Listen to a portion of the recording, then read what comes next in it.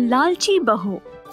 बहुत साल पहले था एक गांव द्वाराक्षी नामक, जहां पर बहुत सारे परिवार रहते थे। एक था रामेश्वर का परिवार। रामेश्वर के थे 3 बेटे।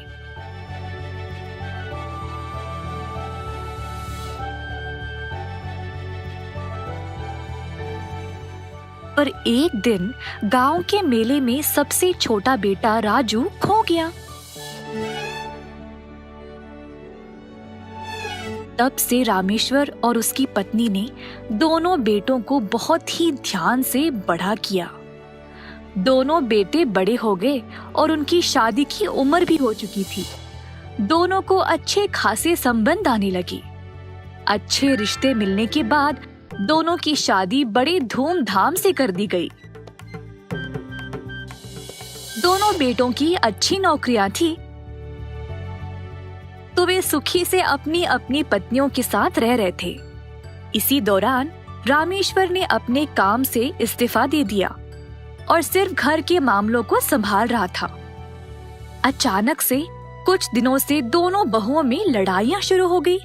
घर के काम काज में, खाना पकाने में, यहाँ तक कि कपड़े पहनने में भी दोनों के बीच में प्रतियोगिताएं होती थी। दोनों के बीच हालात इतने खराब हो गए कि बात भी करना बंद कर दिए। देखते ही देखते दोनों अपने पतियों के पास गए और बोले कि अब से वह एक दूसरे के साथ एक छत के नीचे नहीं रह सकते। अपने पतियों को बोला कि वह जायदाद से अपना हिस्सा ले और अलग घर में रहना शुरू कर ले। दोनों भाइयों ने इस बात को मान लिया और इस बारे में अपने माता पिता से बात करने चले गए। पिताजी, मुझे आपसे कुछ बात करना है। उसी समय छोटा बेटा भी उधर आया, कोई जरूरी बात बोलने के लिए। मुझे भी कोई जरूरी बात बोलनी है आप लोगों से। क्या हुआ बेटा? हम अलग से रहना चाहते हैं। क्या आपने जायदाद का बंटवारा कर दिया है हमारे बीच? ये तुम दोनों क्या बोल रहे हो? ऐसा सोच भी कैसे सकते हो?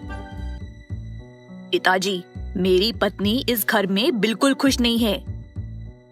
मुझे तुम्हारी वजहों से कोई मतलब नहीं। तुम लोगों ने सोच भी कैसे लिया कि तुम्हारी माँ तुम लोगों के बगैर रह पाएगी? ये सब सुनकर दोनों बहुओं ने अपना अपना सामान लिया और कमरों से बाहर निकल आए। सुनिए जी, इन लोगों के पास है भी क्या आप दोनों भाइयों में बांटने के लिए? चलिए चलते हैं।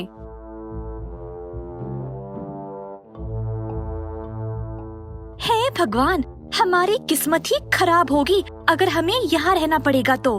आइए जी, चलते हैं। ऐसा कहकर दोनों बहुएं अपने पतियों को लेकर घर से चले गए। रामेश्वर की पत्नी का दिल अपने बेटों को जाते हुए देखकर टूट गया और वह जल्द बीमार पड़ गई। दिन रात अपने बच्चों के बारे में ही सोचती रही। ये सब देखकर रामेश्वर भी बहुत उदास हो गया। एक दिन रामेश्वर के घर कोई आदमी आया। जब रामेश्वर ने दरवाजा खोला तो उसने देखा कि वह आदमी बिल्कुल उसी की तरह लग रहा था। वह हैरान रह गया। आप रामेश्वर हो क्या? मैं आपका तीसरा बेटा राजू। मेरा बेटा राजू? रामेश्वर ने अपने बेटे को कस के गले से लगा लिया और अपनी पत्नी के पास ले गया उसके बेटे से मिलवाने के लिए। अपने बिछड़े हुए बेटे को देखकर माँ खुशी से झूम उठी। राजू ने पूछा कि उसके भाई किधर है, तो माता पिता ने उसको सारी कहानी सुनाई। राजू इस मसले को हल करना चाहता था। उसने दोनों भाइयों को पत्र लिखा, ये बोलते हुए कि उनके पिता रामेश्वर ने अपनी पूर्वजों की जायदाद हासिल कर ली है और अब उनके नाम पे करोड़ों की प्रॉपर्टी है। पत्र में ये भी लिखा था कि जो भी बेटा अपने माँ बाप से सबसे ज्यादा प्यार, आदर और ख्याल रखेगा, उसी को ये सारी जायदाद मिलेगी। ये पत्र पढ़कर दोनों बहुओं ने अपने पतियों को वापस घर जाने के लिए मना लिया।